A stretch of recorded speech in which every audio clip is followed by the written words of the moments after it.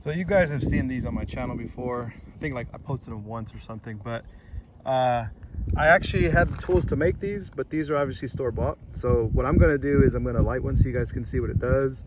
And then I want to hopefully recover the used one, cut it open so we can kind of see the way it looks on the inside. And then maybe I'll see if I can cut open one of these without causing it to ignite in my hand. But let's go ahead and do this real quick. And hopefully I can see where it lands. These are pretty unpredictable. Sometimes you gotta get back. So that one flew perfectly fine. You see the little papers. So I didn't saw it completely in half because I didn't really need to. You can still see how it works. So you still have the fuse spot. Then it comes in up top here.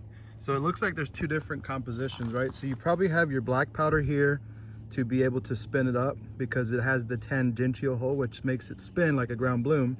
And then down the middle, you can kind of see like a very small core, which they probably use a very tiny short core. And that's how they sell their tools for their Stinger missiles. But you can definitely see that it changes to a different type of composition, which is probably some sort of flash to give it that really, really quick explosive takeoff. And that's probably why it buzzes so loud. And then you see the clay plug on the top and the bottom. So this here is definitely a good idea so that you can see how they work. Now, when I used to make Stingers, I used to think, well, it should be like a rocket. So once I do my core, you know, obviously I did the solid up top and then the plug. I used to try to fuse it on the bottom here because I thought of it like a rocket. You know, I figured that it would spin and then take off. But what the case is that you have to do it on the solid part first to allow it to spin, so that way it stabilizes before it takes off. That way you don't have to use fins or a rocket stick or anything like that.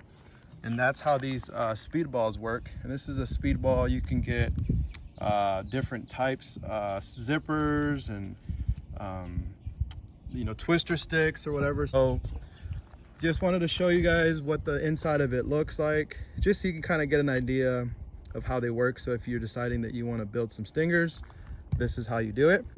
That's going to be it for this one. And definitely not going to leave this like that without lighting it. I want to see what this does. I'll try to stay pretty close, but we'll see.